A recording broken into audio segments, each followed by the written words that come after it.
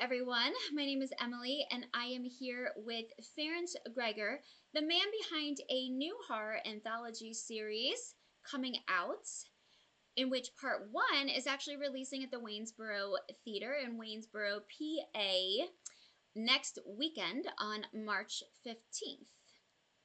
Hi, Ferenc. How are you today? Thanks for having me on. Of course. So, we're going to start off talking a little bit about your background. Now, I know you have done so many different things in the creative community. You've been a actor, an artist, a sculptor, and now a filmmaker. You're also a music composer. You feel like you've done it all. So, let's start out talking a little bit about your experience as an artist and a sculptor. When did you start sculpting, and how did that lead to you getting on Man at Arms? Oh wow. Okay. Always like doing artwork. Always like to create things. Sculpting and carving dimensional work. Gosh, when did I start doing it? I've been doing this professionally for 40 some years now. Used to do a lot of flat works when I was younger. Mm-hmm. Wanted to start working dimensionally, and began to get into carving, learning how to do carving. I'm self-taught. I've had the opportunity to, fortunately, work alongside some very, very talented and knowledgeable people over the years in the industry. So, of course, everything's a learning process. But roughly around 40 some years ago, I began That's a began to long do time. dimensional carving. Yeah, it's been a minute. And your carving and artist experience is what led to you being featured on Man at Arms, correct? Yes, I've known Carrie and everybody down at Baltimore Knife and Sword for God, I think it's an inside joke between Carrie and I of how long we've actually known each other. And I've done a lot of the master carvings for them that they would use for castings in the various sword productions and other things. And they had Man at Arms came from Tony Swatton originally. Mm-hmm. Tony's a great guy, by the way, a very, very talented artisan. And I was talking with Carrie and Matt one day, and they were getting ready to do some shooting for another episode. And I said, "Man, that sounds fun." So they invited me in, and we did an episode to see how I'd fit, and they felt like it was a great fit. It's a great crew, great time, and it is an insane pace to work at, especially on film. Oh, I can But imagine. it is, but it's very rewarding. Um, yeah, and at my age, I'm 62 now, and I've been working with Man at Arms for quite a few years now. But I always kind of like to sit back at the end of a shoot run and a build run and everything, and go, they're paying me to make video game weapons at my age. This is neat. So yeah. Now, you're an artist, you're doing all this sculpting work, you're being featured on Man at Arms, and then you start a production company called Things Forsaken, where you started to produce, write, make all the props for, perform in short little films that were posted. Tell us a little bit about Things Forsaken. What was your inspiration for starting Things Forsaken, and what drew you to the world of filmmaking? My main studio is Silver House Studio, Mm-hmm. which is my mainstream art and carving studio. Always had a like for the dark, macabre things. I grew up with things like Tales from the Crypt, things of that nature. So, watching all the old classic horror movies, and for me, watching a lot of the classic horror movies is more like Abbott and Costello meets Frankenstein. It's just fun entertainment. Yeah.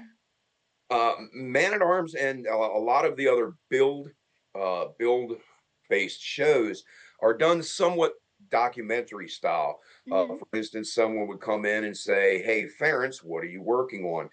And we'd film and I'd show them what I'm working on and talk about it a little bit. And then maybe they give you some history clips in the background, or someone, what we call a talking head, comes in to explain something. Hmm. Um, Wanted to do something a little different. I was a theater major in college, theater and voice major, and dropped out, by the way. Um, and yeah, I went into the workforce instead.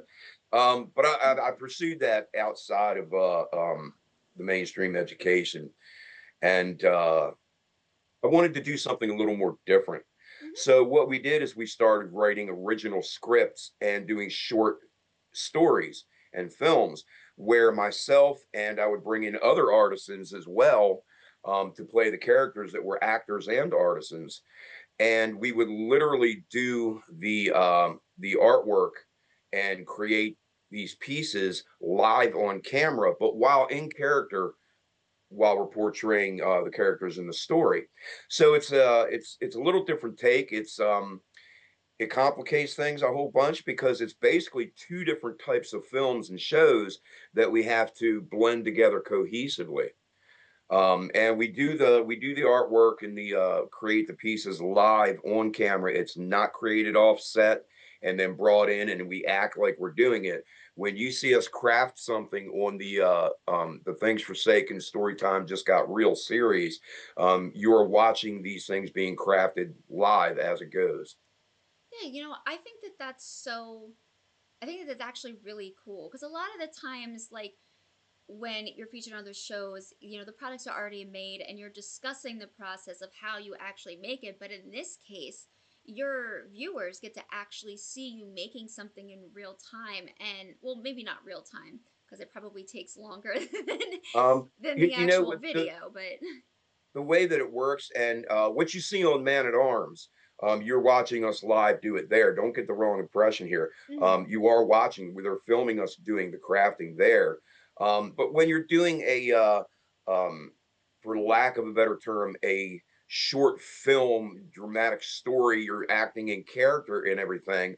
Um, it's a different take on having the craft aspect also be live.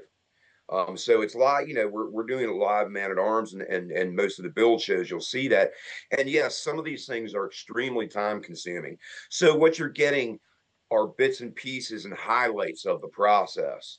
Um, some of the things we've created in the Things Forsaken series, take days and weeks to be able to carve these things, to craft these things.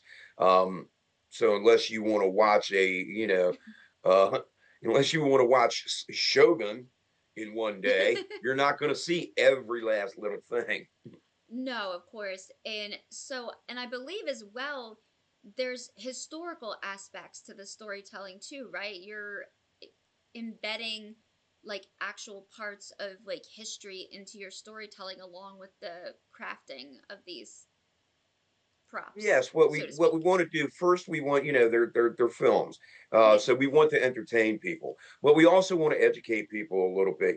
Give them some historical background about what we're doing, about the product, the process, Hmm. and the way we deliver that. There's a lot of what we call golden eggs in there. Mm. Um, so as opposed to me just saying, "Hey, yeah, this was invented in 1928," for example. I'm not just going to come out and say that. Yeah. You would pick that up in the dialogue of a character.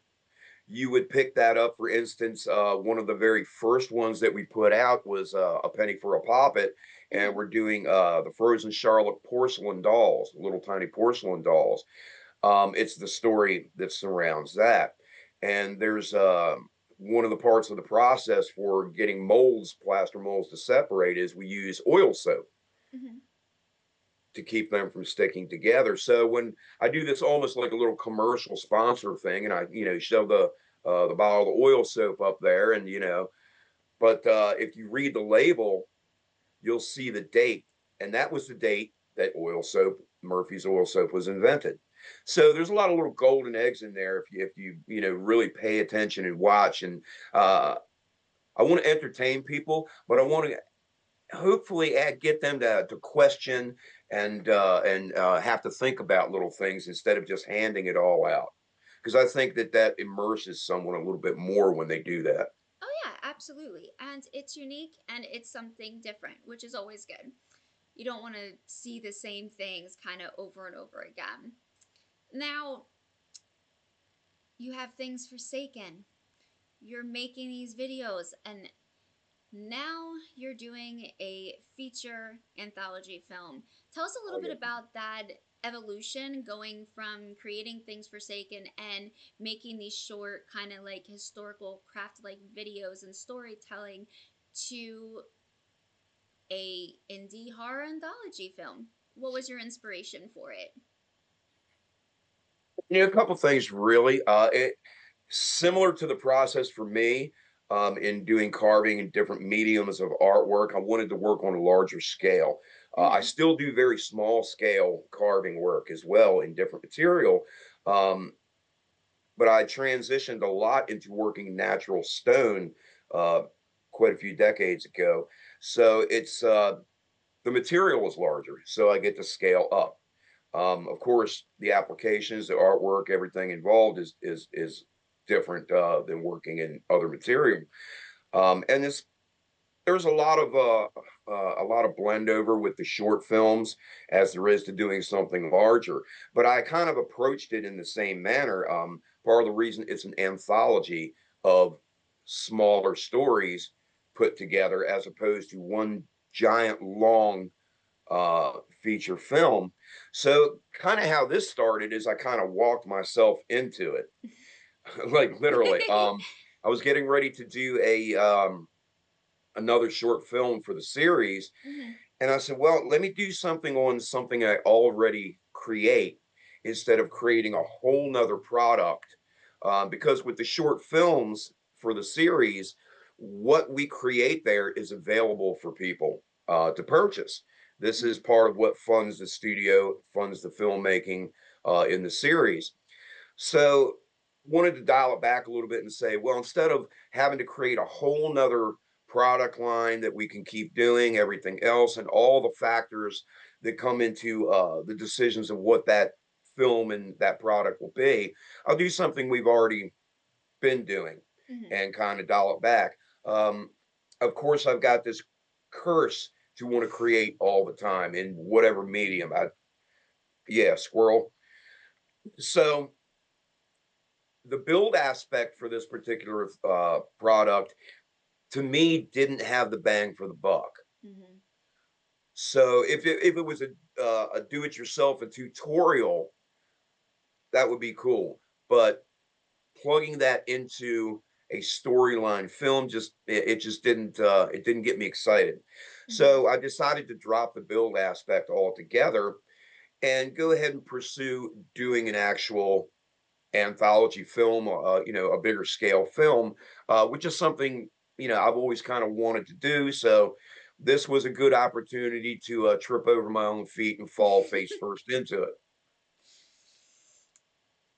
Speaking of filmmaking and your approaches to it, you have a very unconventional approach to filmmaking in the sense, for example, of your scripts is not finalized before you started filming, and um, you kind of create and film the story and build these sets as it's going along, and wearing multiple hats in the process. And those who have watched your YouTube videos on things Forsaken might not realize that all this high quality work that you're putting out is done not only in this unconventional way, but also is on a low budget. So please tell us why you personally decide to take this approach and what that's like to create something so high quality for a low budget, We're you know we're not even what I would consider low budget. We are like micro budget which is on the really low end interesting. of my on the low end of micro budget, really. Which it's impressive though that you're putting out such high quality videos, and I that's Thank why I you. think it's so important to hear your side of things, so other filmmakers, that are starting off can hear that it is possible to put out high quality content on lower minuscule budgets. Um, One of the things that's very important in my career as a carver, as an artist, also as an artisan, and working on film in other ways, it's necessary to be able to adapt on the fly, Mm-hmm. right here, right now. And I've gotten pretty used to needing to do that, Mm. in a lot of different directions. Um, a lot of it is, thinking through. Scripts are written, storyboards are done. Not everything is always dialed in. I don't write an entire film all the way to the end and then have to come back and do however many drafts and proofreads and corrections and all this stuff. So what it does for me is it continues to give me a certain amount of freedom to be able to adapt on the fly as will be needed, because that's always going to happen in some respect. Um, so a lot of the stuff, especially in the web series, a lot of that's just ad lib. There's even some things in part one of Faces of the Undead. Um, and first off, I want to apologize to everyone. Thank you for putting up with me. Um, we one of the latter shoots that we did, I wrote scene script right there on the spot, Oh wow. and yeah, members of the cast, they just knocked it out of the park. An hour or so later, after getting some simple script, and usually what I do with that is I like to get to know the people I'm working with first Mm-hmm. for a while. We don't have the opportunity because of scheduling, because of budget, everything else. To be able to get together multiple times for read throughs, multiple days for rehearsals before the cameras roll. Um, so what I like to do is I really like to try to get to know who my actors that I'm working with and bringing in are, what they're capable of, what I think they're capable of. And it's not that I want to put anyone on the spot. Uh, Fortunately, I'm not going to say I'm good at it, but I will say I've got a pretty good success rate with being able to read people to a point, um, to where I can hopefully set them up for success instead of failure. And the cast and faces, just they've just shined. It's just unbelievable. And I give them a lot of context. A lot of times with the scripts, there are things that I need to be said, need to be delivered in a certain way, and we can't deviate that word for word. That's very small amount of that, if any, in certain scenes. And so what I do is, as long as you have context, if you change a few words, if you change this or that, we'll dial it in. But I also want my actors to perform their take on it. It's interesting. I remember seeing some interviews with some directors, some actors many years ago, and they were talking about auditions, and they don't dial in their actors. They don't give them all this detail. They give them some synopsis of the character, who is it, this and that, Mm-hmm. synopsis of the scene, everything else, um, environment, ambiance, blah blah. But they want to see how their actor is going to interpret and deliver this first, and I kind of follow a lot of that. So a lot of the shoots that we do, I like to allow to evolve as we go. Um, this isn't all about me. The films are not all about me. If I was going to do that, I would dress up as every single character, play them all myself. But that's not what this is.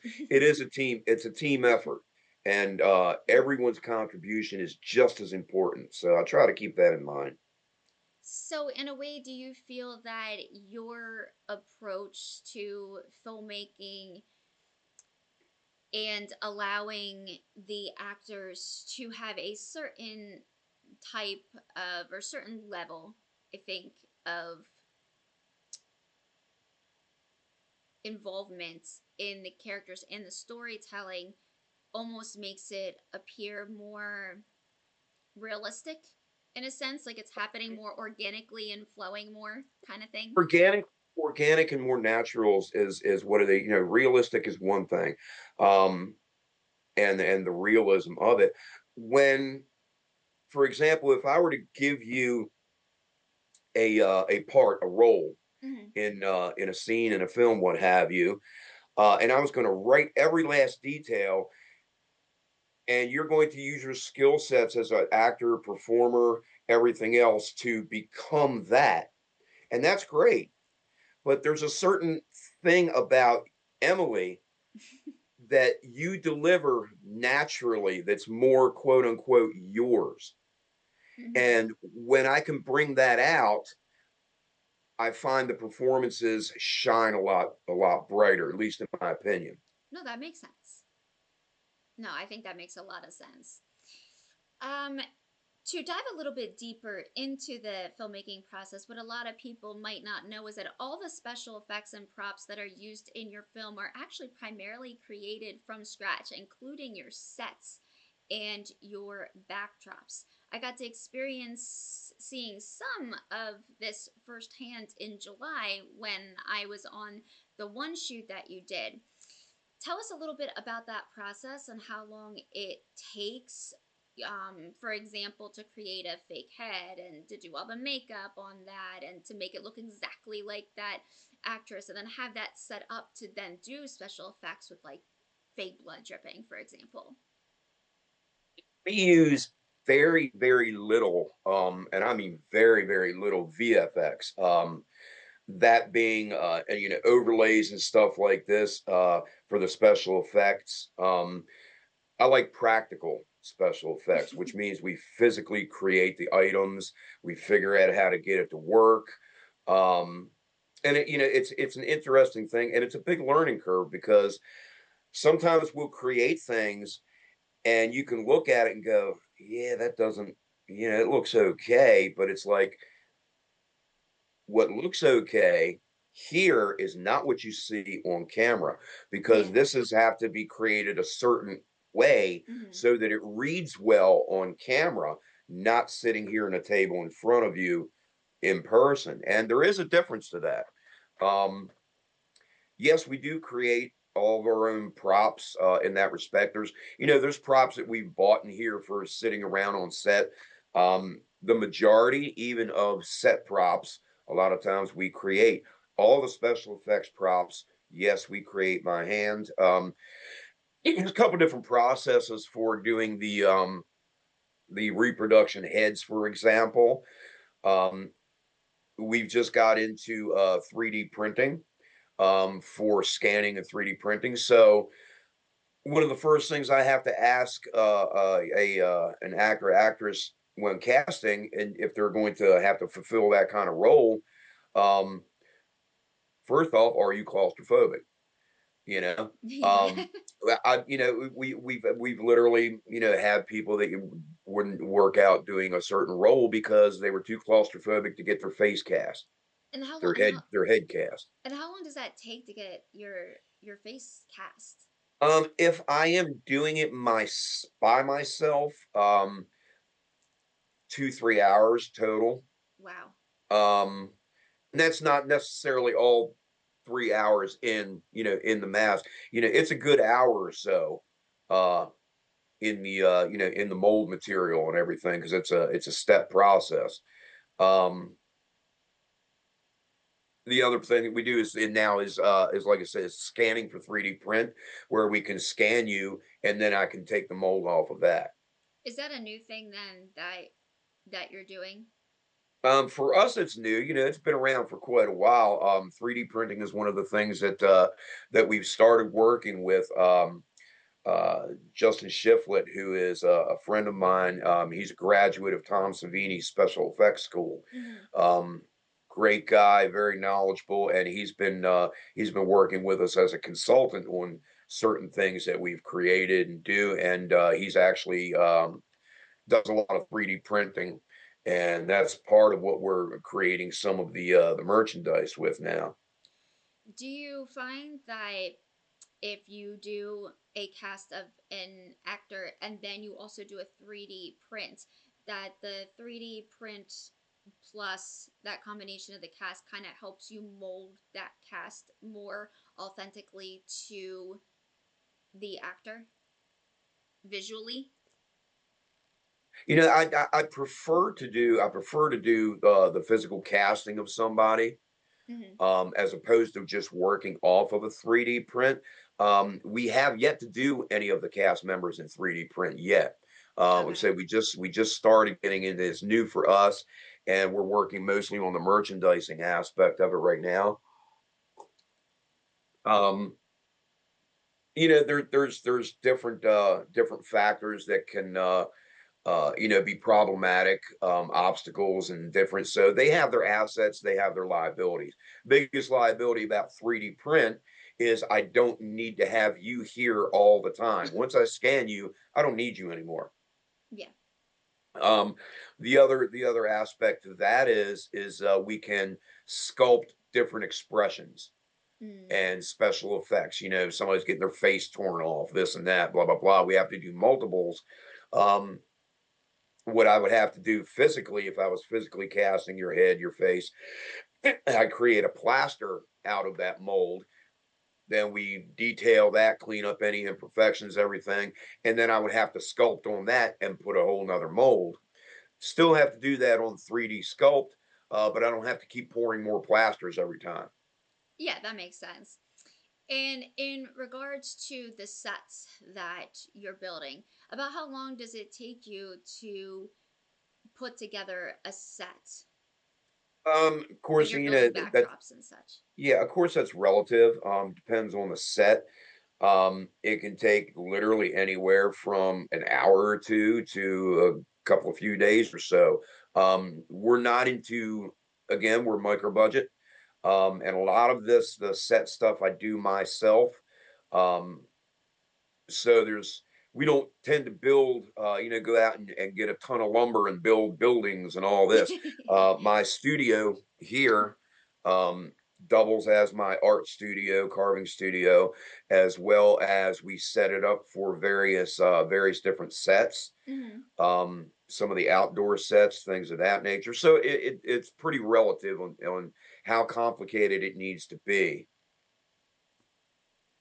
And on top of that, of all these hats and all these effects and special effects, everything that you're building from scratch and then pretty much done with after you're doing it, you also are composing and doing all original music and bringing in a lot of different talented musicians and singers to create an all original score for this film anthology series.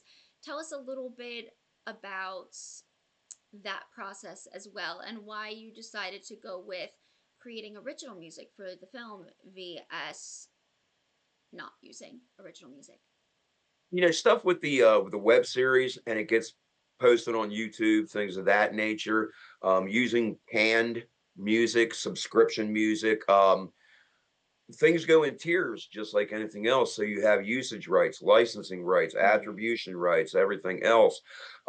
Being that we are creating this film and it's on a bigger scale than the web series, um, it just makes sense and seems more cohesive to create the soundtrack, all the special effects sounds, all the music, everything else specifically for this. And I'm very fortunate and grateful to be able to work with some extremely talented people. The main theme song through Faces of the Undead Part One is a song my son wrote. He didn't write it for the film. He played it for me, and it fit like a glove. So, I talked with him about using it. Um, One of the actors who's in the anthology, a main character in one of the other parts actually is Sean Sokolowski. Very talented musician and artisan, as a matter of fact. And so Sean, I laid down a lot of the bare bones for the jazz versions because this takes place in New Orleans, Hmm. and Sean just killed it. Um, Fortunate enough to work with a couple really great trumpet players. Number one is Daniel Lee. You can look him up. He is again, they just fire. Another gentleman that I'm working with, Mark Kelly. He'll have some trumpet in, some additional trumpet in some of the backgrounds here and there. But we got some main numbers for the jazz music, and that was really important. Um, so we wanted to write some things that had a lot more dialed in feel Hmm. also, and timing and everything else for what we have visually in the film. Some of the other parts, um, both the song parts, background musics, I wrote and performed myself, just recorded myself. Um, Liz Brewster. I love Liz. I drive her nuts. She's an extremely talented cellist. So her cello performances throughout the film. So yeah, it's we're really psyched up about the score. Do you I want to take it back a little bit, but it connects to what we're talking about here. When we were talking before about your approach with the actors, where it was kind of like more organic and natural to the story, do you think that your approach as well to creating all original music kind of helps play into that part and makes the storytelling more authentic? In a sense, you're not taking, for example, somebody else's, music and applying it to your story. In this sense, you're creating music specifically around the story itself. Definitely, definitely.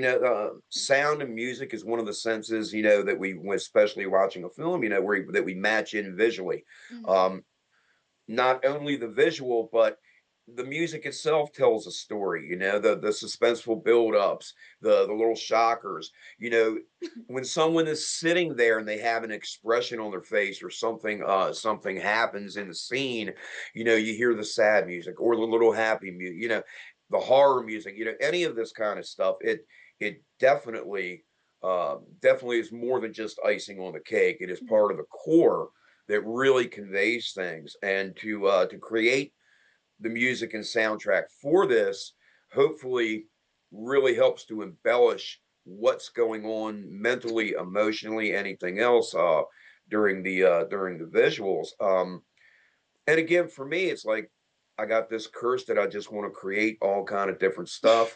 So I made my contribution to the reason some people are glad the '80s are over, um, playing music, and I still enjoy doing it. So to me, it's one more medium that I get to collectively work with all together in one big package, and that being Faces of the Undead.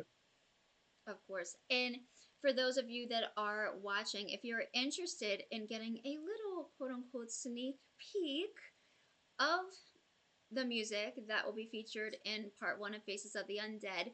Um, the music that you heard in the intro and the beginning of this video is from the film, as well as the song Evermore. A small snippet of that song that he mentioned is also at the end of this video as well.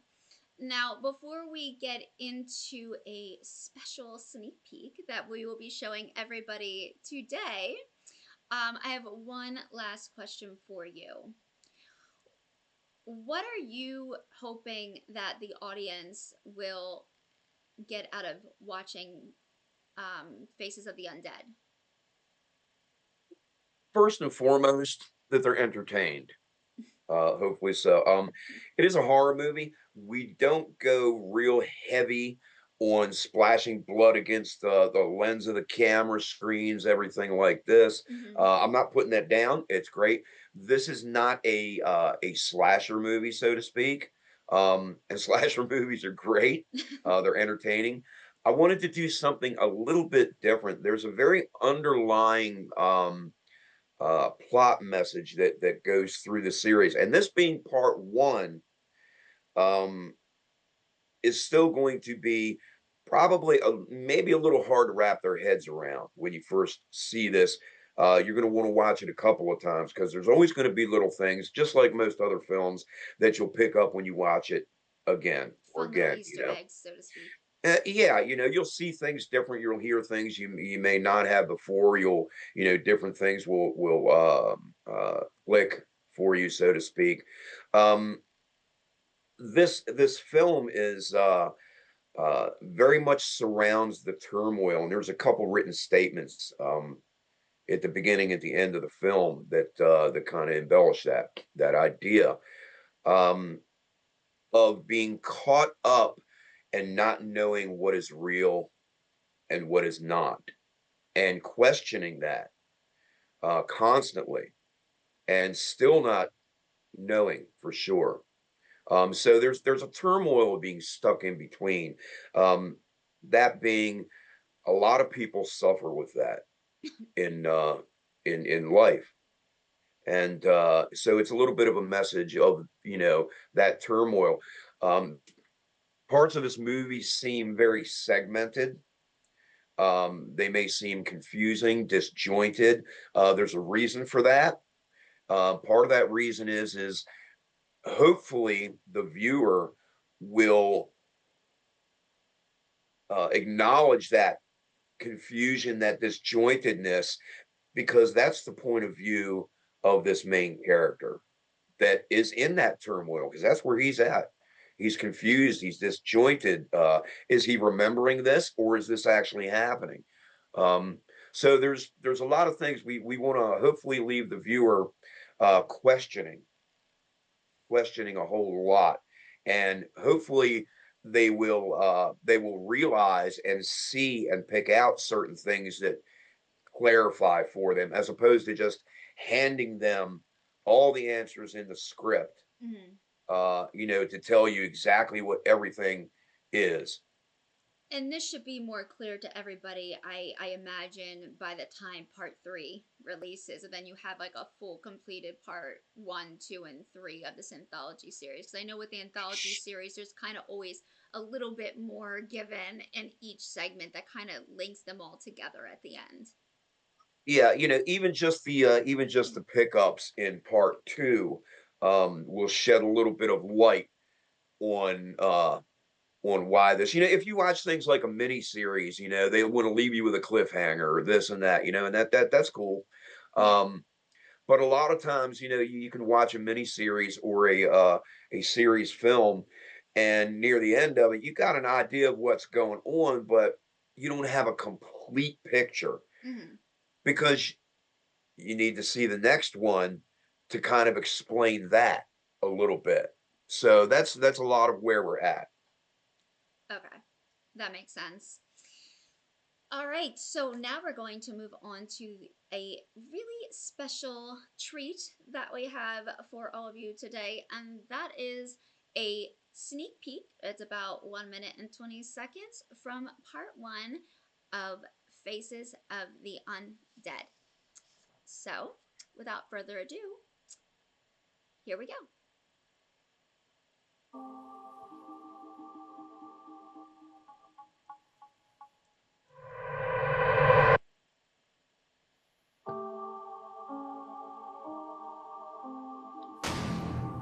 No. Sleep. You.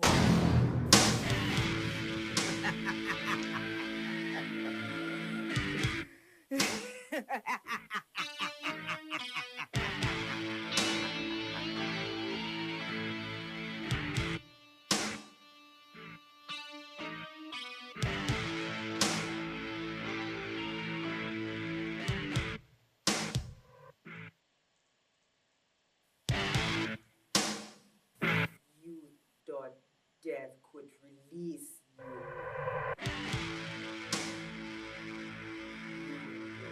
You were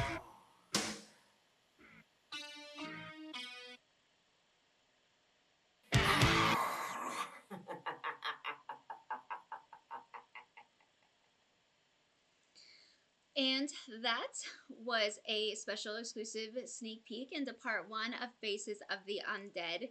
Ferenc, can you tell us a little bit about what we just saw and how that correlates to part one? Uh, that clip is a partial clip where Jessie Gill, who plays Lady Desiree, the voodoo priestess who owns the club, the former owner of the club per se, because it takes place in the modern 100th year anniversary now. So it's a little flashback, so to speak, of uh, of Lady Desiree creating the necromancer through her little ritual with the voodoo doll, using the hooks into the chest. And it's very representational. A lot of the characters actually in relation to the man who is going through this are representational of different things. So there's a little thing to keep an eye out for, and to interpret those if you want. She's creating the necromancer from the cadaver that you see in the morgue scene, and Mm-hmm. she will control this person to do some certain things. Um, Special effects. Again, this is one of the scenes that was pretty intense to shoot. Um, it is not special effects. I'll leave it at that. Uh, the necromancer and everything that you see in this ritual, it's a horror film. Mm-hmm. So we're not making any implications to any cultural backgrounds, any spiritual beliefs whatsoever. One has nothing to do with the other. Mm-hmm. You will see imagery in here that looks very similar. Um, Myself, I've done a lot more research, and my life experience has shown me the differences between a lot of different things. Mm-hmm. So, these are not implications or interpretations. Some are inspired by various things. The necromancer mask itself is inspired by actual historical necromancer masks that Mm-hmm. have been used in certain cultures. So things of that nature. Um, yeah, it's a bit of an intense scene. This is one part of this is some of was actually if I remember, actually one of the first shoots that we did, um, gosh, it's been what, like 9 months or so ago now. So, this stuff, some of this stuff has been in the can a long time. Yeah. And some of it we just shot a couple of weeks ago. Um, so, again, and it's not uncommon to shoot things out of sequence. Oh, no, not at all. Part of that goes into, just the planning. So, Yeah. um, but this is one of the small little intense clips. It's the necromancer's transformation, initial transformation in part one. Okay. So we are now at the end of our video. Is there anything that you would like to tell our viewers before we end today? Yeah, I'd like to thank everyone who's taken the time to see this, who's given us support. Um, Check it out, and we'd love to hear what your thoughts are. If you have any questions, you can find us on social media, Mm-hmm. Facebook, Instagram, TikTok, everything else that my kids have taught me how to use. Right? And the premiere again, our initial premiere for part one is March 15th. We do a lot of appearances and shows. One of the next ones coming up for us will be Creature Feature Mm-hmm. in Gettysburg, Pennsylvania. We will be there. Some of the other events, you can meet us and other cast members at places. Come and talk to us. We're doing panels.